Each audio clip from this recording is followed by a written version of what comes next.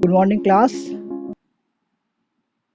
Today we will discuss the numerical section because in last videos we are discussing the numerical section of NCERT, and this is your last video for the first chapter. And I think I have given enough time to you all to for first chapter. Now we will move to the next chapter, which is very important. But after the tomorrow, today we will discuss the first chapter, the numericals, the last section. So in last class we have already discussed question number 10th of NCERT. Today we will try to discuss question number 11th and no more. So let's start NCERT numericals. NCERT.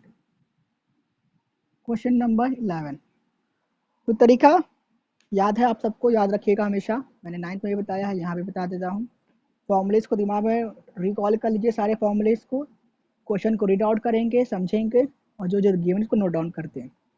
देखिए क्या दिया हुआ है। Question number 12, sorry 11 हम लोग discuss कर चुके हैं। क्वेश्चन नंबर 12 क्या कहता है, आइए पढ़ते हैं। दिया हुआ है several electric bulb designed to be used on a 220-volt electric supply line are raised 10 watt each are rated 10 watt each. How many bulbs can be connected in parallel with each other across the two wires of 220-volt line if the maximum allowable current is 5 ampere? तो question क्या कह रहा है कि कुछ electric bulbs को design किया गया है कि वो 220 वोल्ट पे, बल्ब के बारे में दिया हुआ है, बल्ब का वोल्टेज दिया हुआ है 220 वोल्ट, ठीक है। वी कर देते हैं तो आपको याद रहेगा, ठीक है। और उसका पावर दिया हुआ है, power of each bulb, her bulb का पावर दिया हुआ है 10 वाट। क्या पूछ रहा है, how many bulbs can be connected in parallel, कितने बल्ब्स को हम, क्वेश्चन क्या कहता है, जो क्वेश्चन नंबर 10th लगा है ना, वही क्वेश्चन वहाँ पे भी है। क्या बोल रहा है कि यहाँ पे कुछ बल्ब्स हैं, ठीक है, 1 2 बहुत सारे हैं, कितने हैं वो वही निकालने हैं। और इसमें वोल्टेज सप्लाई किया हुआ है और हर बल्ब का जो पावर दिया हुआ है वो दिया हुआ है 10 वाट। कब, जब 220 वोल्ट हमको सप्लाई मिलेगा, है ना। और कितने बल्ब लगेंगे अगर हम दो वायर के बीच में बल्ब लगाते हैं पैरेलली, ठीक है, और यहाँ जो वोल्टेज सप्लाई करते हैं वो 220 वोल्ट का हो और इसमें जो मैक्सिमम करंट वो ड्रॉन कर सकता है वो 5 एम्पियर का है, तो कितने बल्ब लगेंगे। तो यहाँ पे क्वेश्चन नंबर 10 में जैसे किया तो वैसे यहाँ पे भी करते हैं। यहाँ एज्यूम कर लेंगे, let number of bulbs is an, ये एक्स जो आपको अच्छा लगे, ठीक है। और क्या दिया हुआ है, हमको दिया हुआ है इसके सर्किट के डायग्राम के बारे में, टोटल वोल्टेज या पोटेंशियल डिफरेंस हो जाएगा 220 वोल्ट एंड मैक्सिमम करंट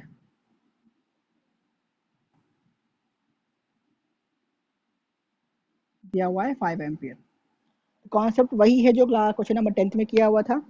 हम क्या करेंगे, पहले हम निकालेंगे कि यहाँ उस वाले क्वेश्चन में यहाँ दिया हुआ था कि हर रेजिस्टेंस का वैल्यू दिया हुआ था 746 या कुछ जो दिया हुआ था, ठीक है।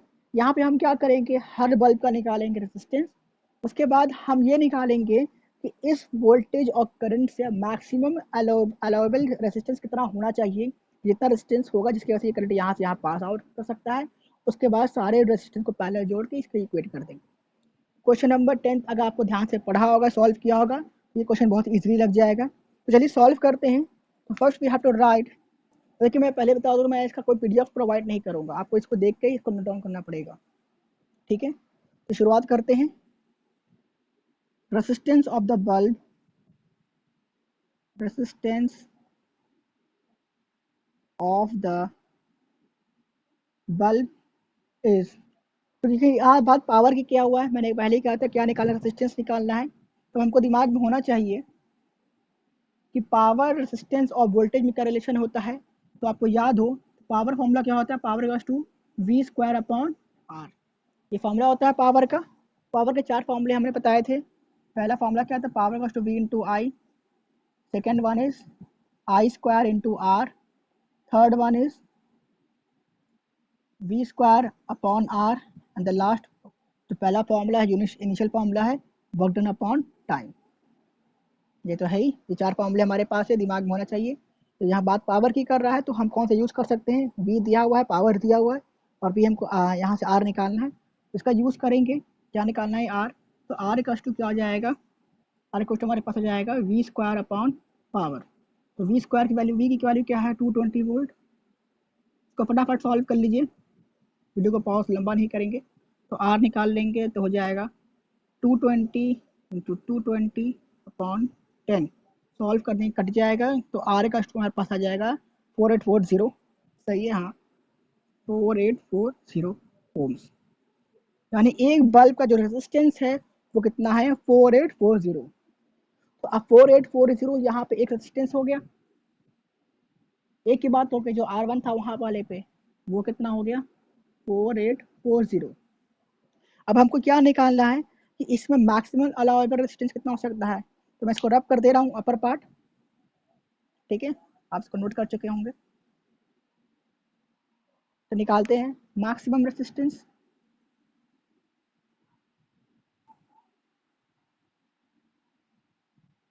देखिए, अगर आपको कॉन्सेप्ट क्लियर हो जाएगा ना, आपको लगाना बहुत ही आसान हो जाएगा। तो हम निकाल लेते हैं फ्रॉम ओम्स लॉ,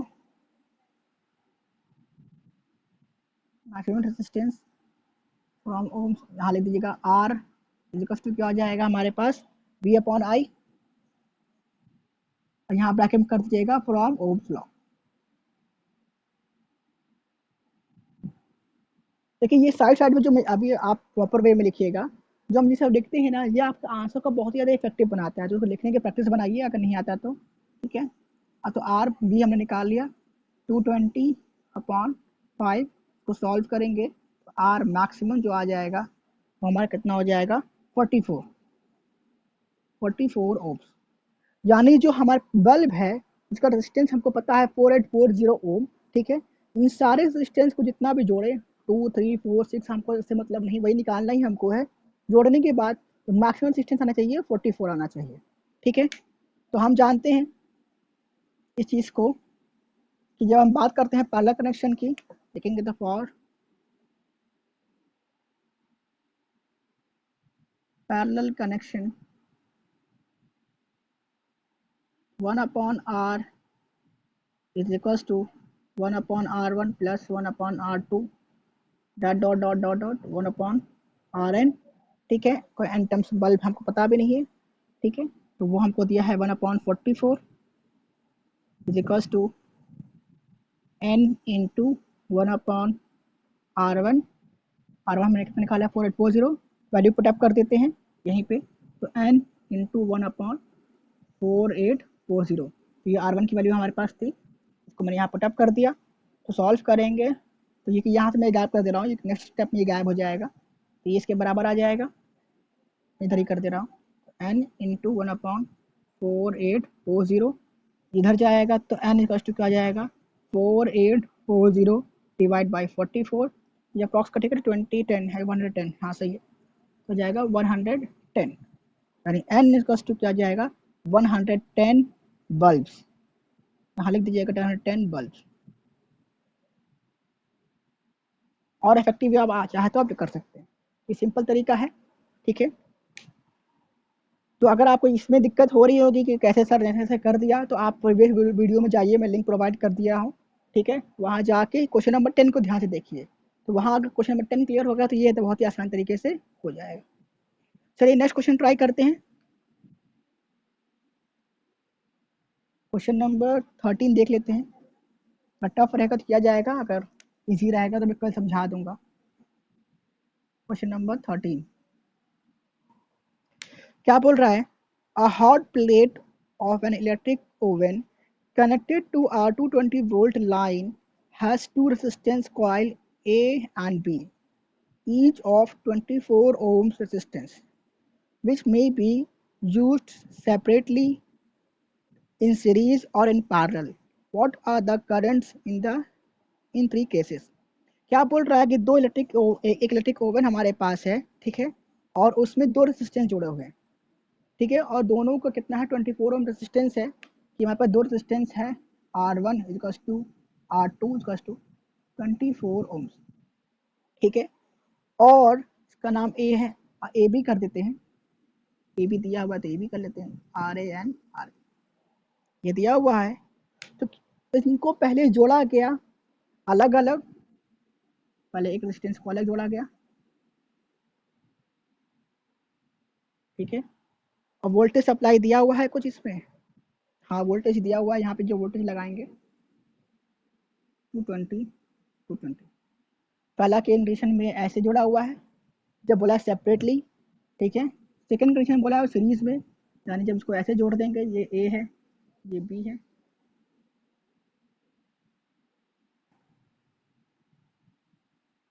ये ए है और ये बी है, ठीक है, एंड थर्ड कंडीशन दिया हुआ है जब हम जोड़ते हैं इसको पैरेलली। इजी इसको मैं कराऊंगा नहीं, समझा दे रहा हूँ, ध्यान समझ लीजिए, वो सॉल्व कीजिए, जितना खुद सॉल्व करेंगे उतना आपके लिए बहुत ही बेनिफिशियल होगा, मैं बार बार बता रहा हूँ। पहले एनसीईआरटी प्रेफरेंस दीजिए, एनसीईआरटी लगा लीजिए, उसके बाद आपको जो बुक अच्छी लगे उसे लगा सकते हैं, तो पहले एनसीईआरटी कंपलसरी है, ठीक है।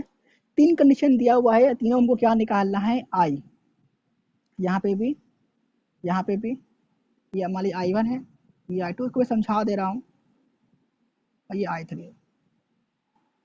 तो क्या बोल रहा है कि हमको निकालना है करंट की वैल्यू तीनों केसेस में। तो देखिए यहाँ पे सिंपल सी बात है, यहाँ पे दोनों अलग अलग केसेस दिया हुआ है, ठीक है, बट यहाँ पे एक चीज दिया हुआ है क्या, R A to R B, यहाँ से किसी एक में निकाल लीजिए, कैसे निकालेंगे, ओम्स लॉ, ओम्स लॉ क्या कहता है, V to I into R, तो आई टू क्या आ जाएगा, वी अपॉन आर, बस इसी फॉर्मूले में रखना है और सॉल्व करना है। वी दोनों में केसेस में 220 है तो वी की बदलेगी नहीं, और आर दोनों के केस में 24 है, ठीक है, तो जो रखेंगे आर एक के आंसर आएगा और दूसरे का आंसर भी आ जाएगा।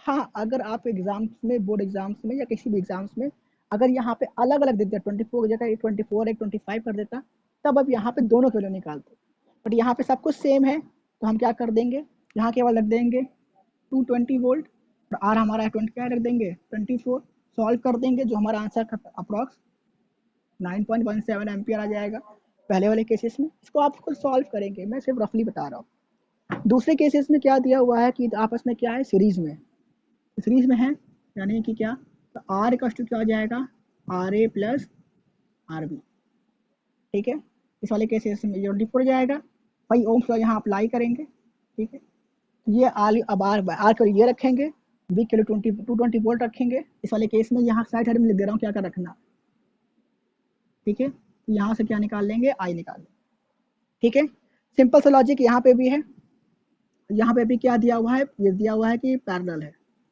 ये बहुत ही सिंपल क्वेश्चन है, इसको सॉल्व करेंगे तो 1 अपॉन आर का हो जाएगा 1 upon R A plus 1 upon R B. अच्छा, एक चीज़ बात का ध्यान रखिएगा, जो यहाँ वैल्यू निकालेंगे सॉल्व करने के बाद, मैं बता दे रहा हूँ, जो अप्रॉक्स आ जाएगा मान लीजिए 12 हो, जैसे सॉल्व करने के बाद आपका आएगा जो आंसर आएगा 1/12 आएगा, तो 1/12 ये 1/r की वैल्यू है, तो इसको रिवर्स करेंगे, तो हो जाएगा r का जाएगा 12, तो r के 12 रखेंगे एंड v के लिए क्या रखेंगे 220 वोल्ट, यहाँ से क्या कर देंगे, आई निकाल लेंगे। बहुत ही सिंपल है, इसको इत्मीनान से देखिए और सॉल्व कीजिए अपनी कॉपी में प्रॉपर वे में। ये सोचिए कीजिएगा कि अगर बोर्ड एग्जाम में ये क्वेश्चन आ जाता है जो है बहुत ही सिंपल है, तो कैसे हम सॉल्व करेंगे। मेरा मैं ये बात इस उनके लिए कह रहा हूँ जिनको ये थोड़ा टफ लगता है, ये आसान क्वेश्चन को ट्राई कीजिएगा, ठीक है। चलिए आगे बढ़ते हैं, नेक्स्ट क्वेश्चन कुछ हटके लगाते हैं। क्वेश्चन नंबर 15 देख लीजिए, क्वेश्चन नंबर 15, चलिए इसको पढ़ते हैं और करते हैं। और ये क्वेश्चन नंबर 15 देखिए, क्वेश्चन नंबर 15 ना बहुत ही इंपॉर्टेंट क्वेश्चन है।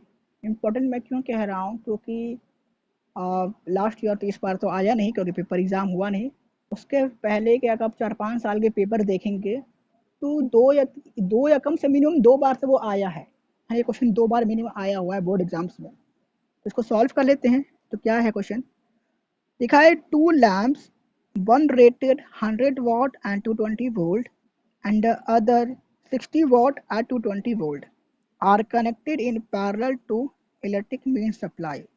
What current is drawn from the line if the supply voltage is 220 volt? Question क्या कहता है? क्वेश्चन ये कह रहा है कि दो लैंप्स है, इलेक्ट्रिक लैंप्स है, ठीक है, और उनका रेटेड, उनका पावर, उनकी रेटिंग दिया हुआ है पहले लैंप्स की P1 दिया हुआ है 100 वाट और V1 दिया हुआ है कितना 220 वोल्ट, और दूसरे लैंप्स के लिए पावर दिया हुआ है, वो दिया हुआ है 60 वाट और वोल्टेज दिया हुआ है 220 वोल्ट, और ये दोनों जो लैंप्स है ये आपस में पैरेलल कनेक्टेड हैं of main supply. What current is drawn, इसमें करंट की वैल्यू क्या होगी, आई की वैल्यू क्या होगी, if the supply voltage is, अगर V की जो वैल्यू है अगर 220 वोल्ट है, तो मैं आपसे कहूंगा कि आप क्या कीजिएगा, वीडियो को पॉज कीजिए और एक यहाँ पे एक साइड में अपनी कॉपी में रफ डायग्राम बना के देखिए कि डायग्राम कैसे बनेगा, ठीक है। चलिए, हमें लगता है आपने बना लिया होगा, आप कंपेयर कर लीजिएगा, डायग्राम ने यही बनाया है, अप्रॉक्स तो सही है। तो देखिए क्या बोल रहा है, लैम्प को मैं रेसिस्टेंस से दिखा देता हूँ, आप कोई और सिंबल दिखाए होंगे तो भी ठीक है।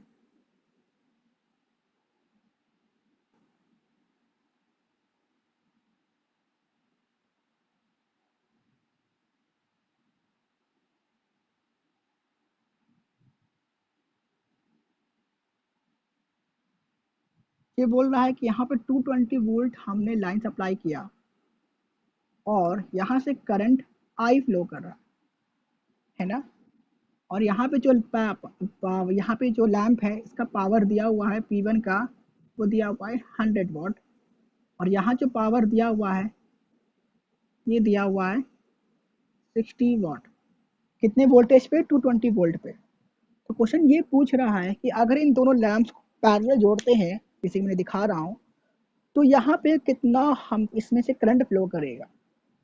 इस क्वेश्चन को लगाने के बहुत सारे तरीके हैं, मैं सिंपल वे में ट्राई करूंगा, ठीक है। तो देखिए क्लास,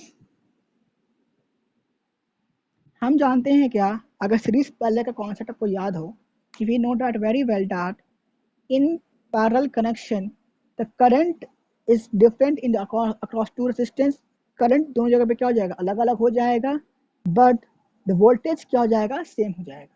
यहाँ पे भाई दिख भी रहा है, तो यहाँ मान लेते हैं क्या I1 एंड I2, जैसे मैथमेटिक्स में करते हैं ना, वैसे यहाँ मान भी लेंगे क्या, let current in lamp 1 and 2 is I1 and I2 respectively। ने मान लिया। तो देखिए, अगर पैरेलल का और आपको यहाँ पे पैरेलल वाले का जो डेरिवेशन था 1/R1 जो कैसे आया था, वो भी बहुत इंपॉर्टेंट है। अगर वो आपको याद हो तो यहाँ पे क्या चीज़ ये होगा कि I is equals to I1 plus I2, है ना, क्योंकि वोल्टेज यहाँ पे क्या है, सब सेम है।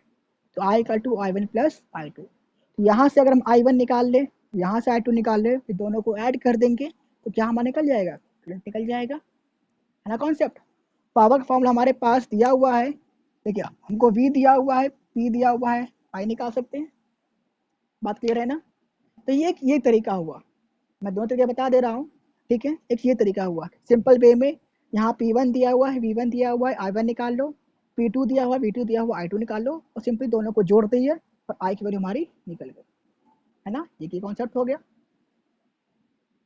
सेकेंड हमारा जो कॉन्सेप्ट है वो हम क्या लगा सकते हैं, देखो यहाँ से हम इसमें लगा सकते हैं ओम्स लॉ, ध्यान समझिए कि हम लगा सकते हैं क्या, ओम्स लॉ। तब इसमें ये चीज़ नहीं मानेंगे, तब क्या हो जाएगा, ये फर्स्ट कंडीशन हो गया, मेथड 1। और ये मेथड 2, इस वाले में क्या कर सकते हैं हम, कि देखिए हमको पावर पता है, वोल्टेज पता है, ठीक है। और यहाँ पे देखिए इस वाले में अगर हमको ओम्स लॉ इस्तेमाल कर सकते हैं, V का क्या होता है I इंटू आर, है ना, इस वाले कंडीशन के लिए। तो हमको निकालना है I, तो I का क्या हो जाएगा V अपॉन आर। ध्यान समझिएगा इस चीज़ को, मैं कुछ बताऊंगा। तो I का क्या हो जाएगा V अपॉन आर। V हमको पता है, R निकाल लेंगे तो हमारा काम हो जाएगा। R कैसे निकालेंगे, हम यहाँ से निकाल ले R1 और यहाँ से क्या निकाल ले R2, और R1 R2 निकालने के बाद ये हमको दिखाई दे रहा है कि किस में है, पैरेलल में है। पैरेलल को सॉल्व करेंगे तब ये मेथड थोड़ा लॉन्ग हो जाएगा। तो कैसे क्या, जो फॉर्मूला हमारे पास दिया हुआ है पावर का क्या वी स्क्वायर अपॉन आर, तो आर का क्या हो जाएगा वी स्क्वायर अपॉन पी, है ना। यहाँ से वैल्यू पुटअप करेंगे, यहाँ पे 220 का स्क्वायर अपॉन 100, इसको सॉल्व कीजिएगा तो यहाँ से R1 आ जाएगा इस वाले केस के लिए। तो यहाँ सॉल्व करेंगे तो R2 आ जाएगा, R1 भी आ गया, R2 भी आ गया। फिर हम क्या करेंगे, R1 भी आ गया, R2 भी आ गया, फिर सॉल्व करेंगे 1 upon R equals to 1 upon R1 plus 1 upon R2। फिर दोनों को सॉल्व करेंगे, फिर वहाँ से हमारा R आ जाएगा। रिवर्स करने के बाद R की वैल्यू निकल जाएगी। R की वैल्यू निकल जाने के बाद हम क्या करेंगे, फिर R निकल गया, V पता चल गया, R मालूम पड़ गया और I निकाल लिया। ये मेथड बहुत ही लॉन्ग हो जाएगा। जिसको समझ में आ गया वेल एंड गुड, जिसको समझ में नहीं आया तो कोई वाली बात नहीं। जो मैं करवा रहा था, जो पहला मेथड समझ में आ रहा था, मैं वो कराऊंगा। पर आप दोनों तरीके से तैयार रहिएगा। सेकेंड मेथड बहुत ही इफेक्टिव है। इफेक्टिव क्यों मैं बता रहा हूँ, क्योंकि यहाँ पे रेजिस्टेंस की वैल्यू चेंज नहीं होगी। ठीक, चलिए सॉल्व करते हैं जो पहले बता रहा था। चलिए, तो फॉर्म वी हैव लिखेंगे, we have power equals to V into I, जब P1 equals to P1 into I1 value भी निकालते हैं तो I1 इक्वल्स टू क्या हो जाएगा P1 अपॉन V1। I1 निकालना है तो निकालते हैं, पावर कितना जाएगा 100 अपॉन V1 कितना हो जाएगा 220, है ना। इसको सॉल्व कर लेते हैं। तो सॉल्व कीजिएगा तो जो जीरो कैंसिल हो जाएगा, ये बचेगा 5 और ये बचेगा 11, यानी कि 5/11 एम्पियर। ये किसकी वैल्यू है, हमारी I1 की, है ना। इसको नोट कर लीजिए, मैं रखने जा रहा हूँ। चलिए ठीक,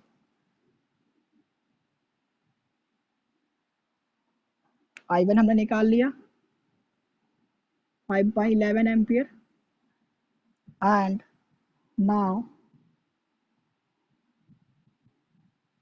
I2 लिखेंगे P2 is equals to V2 into I2। V2 हमारा कितना हो जाएगा 220 इंटू I2, और यहाँ आ जाएगा क्या 60। तो I2 इक्वल्स टू क्या हो जाएगा 220 अपॉन 60। सॉल्व करेंगे, कट जाएगा। अच्छा, पहले आंसर सही निकाले थे ना मैं, 5/11। हाँ, नहीं कुछ गड़बड़ हो गया, हाँ बिल्कुल गड़बड़ हो गया।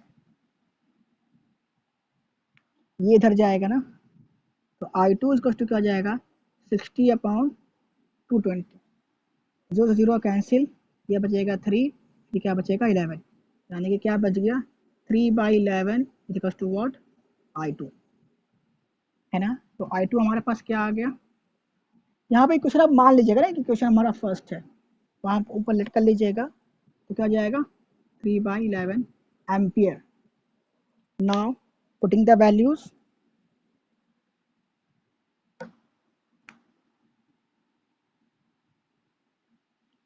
putting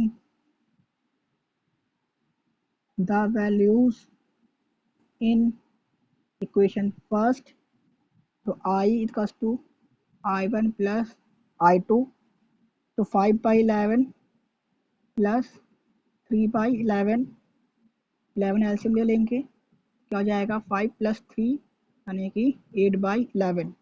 तो सॉल्व करेंगे तो वैल्यू कब तक अप्रॉक्स हो जाएगी 0.73 एम्पियर।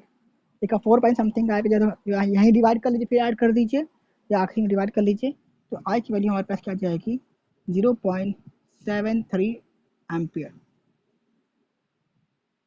देखिए 72 भी आएगा 0.729, तो अप्रॉक्स करके 73 कर लेंगे तो भी हमारा आंसर सही कहलाएगा। ये हमारा क्या हो गया, ठीक है। ये हमारा क्या एक सिंपल मेथड में सॉल्व कर लिया। तो जहाँ जहाँ मैंने कहा था नोट करने के लिए वीडियो को पॉज कीजिए, उसको नोट डाउन कर लीजिए, फिर आगे पढ़िए, प्रॉपर वे नोट्स बनाइएगा। तो इसको नोट कर लिया, तो ये रब कर देते हैं।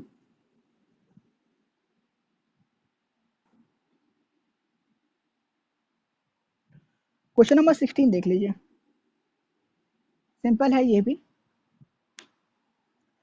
क्या बोल रहा है, which uses more energy or 250 watt TV set in 1 hour और 1200 watt टोस्टर इन 10 minutes। क्या बोल रहा है, एक टीवी सेट है,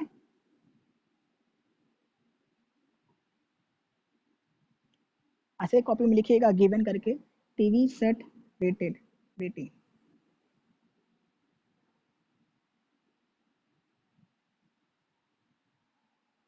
यहाँ पे दिया हुआ है पावर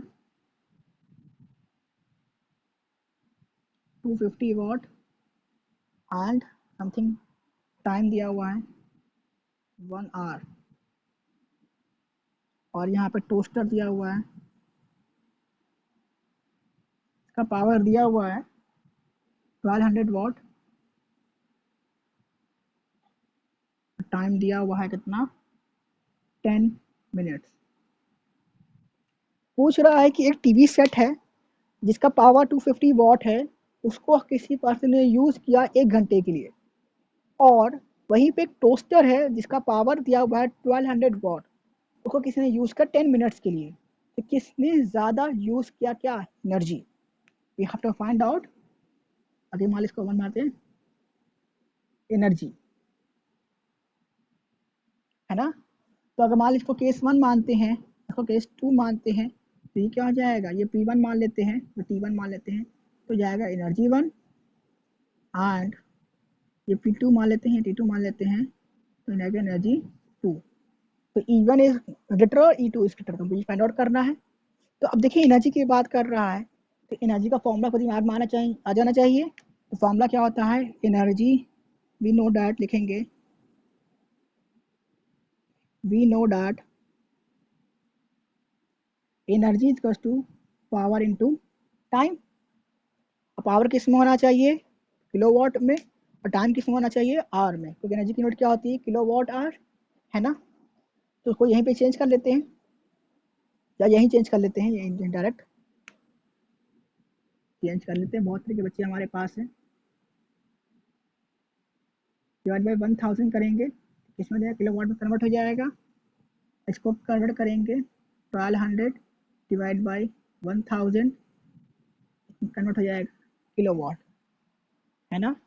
और टाइम को कन्वर्ट करना होगा किस में, आर में, क्या कर देंगे, इसको 60 से डिवाइड कर देंगे, है ना। तो 10 डिवाइड बाई 60 हो जाएगा आवर्स में।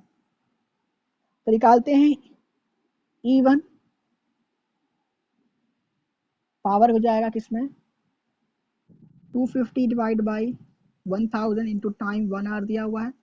सॉल्व करते हैं,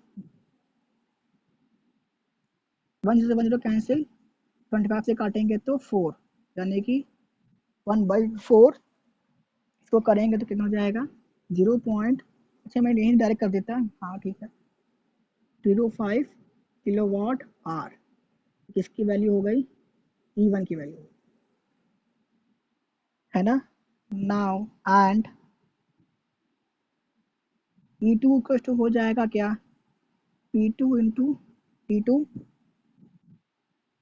तो P2 कितना दिया हुआ है, यहाँ से डबल जीरो काट देते हैं एक ही बार में, 12/10 इंटू 10/60, ये 10 से ये 10 कैंसिल, ये कटेगा 12 5 जा, तो 1/5 को सॉल्व करेंगे तो अप्रॉक्स वैल्यू हो जाएगी कितनी 0.67, नहीं 0.2, सॉरी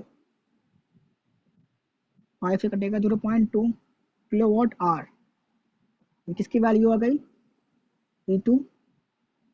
अब आपको जी मुझे बताइए कि E1 बड़ा है कि E2 बड़ा है, तो ऑब्वियसली दिखाई दे रहा है कि E1 की वैल्यू क्या है, बड़ी है, क्योंकि 0.25 है, 0.2 है। From this we can say that, यहाँ लिख दीजिएगा, from this we can say that E1 is greater than E2। Simple सा लॉजिक है। चलिए, या लिख सकते हैं कि TV set use more energy than the toaster. Simple सा लॉजिक, इसको नोट कर लीजिए। चलिए, और अब कर देता हूँ, आई होप नोट कर लिया होगा। देखिए, मैं आपको ये बात कहता हूँ क्लास 10th कि कोई कंपलसरी नहीं है कि जैसे मैं करा रहा हूँ आपको वैसे ही करना है। मेथड सही होना चाहिए, तरीका आपका हो सकता है, लैंग्वेज आपकी हो सकती है, ठीक है। क्वेश्चन नंबर 17 लास्ट क्वेश्चन है, मतलब आज के लिए। क्वेश्चन नंबर 17 क्यों इंपॉर्टेंट है, इसको देखिए। क्वेश्चन में कुछ चीज छिपा हुआ है। क्या छिपा हुआ है, देखिए। An electric heater of resistance 8 ohm draws a 5 ampere from the service mains for 2 hours। एक electric and calculate the rate at which heat is developed in the heater। देखिए, इसमें कुछ चीज घुमा दिया है ना, क्या चीज घुमा दिया, इसको देखते हैं। पहले क्या क्या दिया हुआ है, an electric heater of resistance 8 ओम। एक इलेक्ट्रिक हीटर है, इसका रेजिस्टेंस दिया हुआ है 8 ओम, है ना। और इसमें दिया हुआ है जो करंट वो ड्रॉ करता है, जो कितना वो यूज करता है, कंज्यूम करता है, वो दिया हुआ है 15 ampere. And service for means for 2 hours, उसको कितना यूज किया गया, 2 घंटे तक, 2 आवर्स तक। क्वेश्चन क्या पूछ रहा है, सवाल यहाँ पे बच्चे हर बार कंफ्यूज करते हैं कि क्या पूछ रहा है। तो क्या पूछा, देखिए इसमें पूछा हुआ है calculate the rate of heat, यानी क्या रेट से हीट निकल रही है। तो देखिए यहाँ पे इस फॉर्मूले पे ध्यान देते हैं, मैं ये समझा देता हूँ पूछ क्या रहा है। हम लोग कितनी बार पढ़ चुके हैं, क्या वर्क डन क्या होता है, एनर्जी। जितनी हमारा वर्क होगा उतनी हमारी एनर्जी भी कंज्यूम होगी। यही पूछ रहा है ना, जितनी हमारा वर्क होगा उतनी हमारी एनर्जी कंज्यूम होगी। और यहाँ किस एनर्जी की बात कर रहा है, हीट एनर्जी की। और मैंने आपको क्लास 9th में बताया भी था क्या चीज़, कि जब भी कोई चीज़ को हम टाइम से डिवाइड करते हैं उसको हम लोग क्या बोलते हैं, रेट, है ना। इसको जब डिवाइड करते हैं तो क्या बोलेंगे, इसको रेट। तो क्वेश्चन क्या पूछ रहा है, calculate the rate of which heat developed, यानी किस रेट से हीट डेवलप होगा। यानी कि इसको हम चाह सकते हैं क्या, हीट एनर्जी। तो पूछ रहा है किस हीट डेवलप होगा, यानी कि टाइम के कंपैरिजन में पूछ रहा है। ये किसका फॉर्मूला है, पावर का। तो ये क्या यहाँ पे पूछ रहा है पता है आप लोगों को, यहाँ पूछ रहा है पावर, क्या रेट से हीट निकल रहा है। इस बात को बहुत ही ध्यान में रखिएगा। तो यहाँ क्या निकालना है हम लोगों को, पावर निकालना है।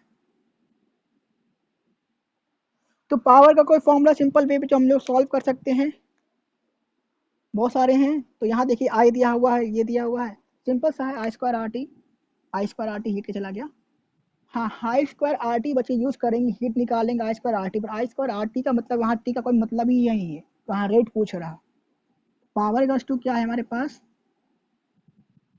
आई स्क्वायर इंटू आर।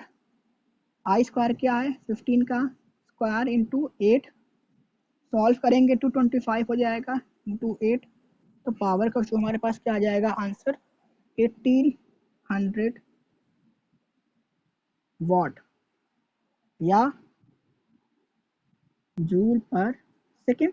ये रेट का वैल्यू है, ये हमारा क्या हो जाएगा, अच्छा ये लिखिए, जो है ये जूल पर सेकेंड लिखिए। सिंपल 2 लाइन का आंसर था। सो आई होप क्लास 10th आप लोगों को सारे न्यूमेरिकल समझ में आ गए होंगे। अगर आपको कोई क्वेश्चन समझ में नहीं आए होंगे तो वीडियो को फिर से देखिएगा।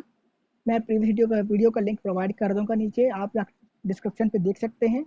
और अगर भाई तब भी कोई दिक्कत कभी आता है फ्यूचर में तो ऑलवेज तो मैं हूँ ही। आप जब चाहे ऑफलाइन क्लासेस में आके, स्कूल जब भी खुलेगा है, जुलाई से मैक्सिमम पॉसिबल है या जून से खुले, तो आप आकर स्कूल पूछ सकते हैं। So class 10th, that's enough for the first chapter. From the next class, we will start the next chapter, that is magnetic effect, magnetic effect, ठीक है। इसको स्टार्ट करते हैं। Thank you class.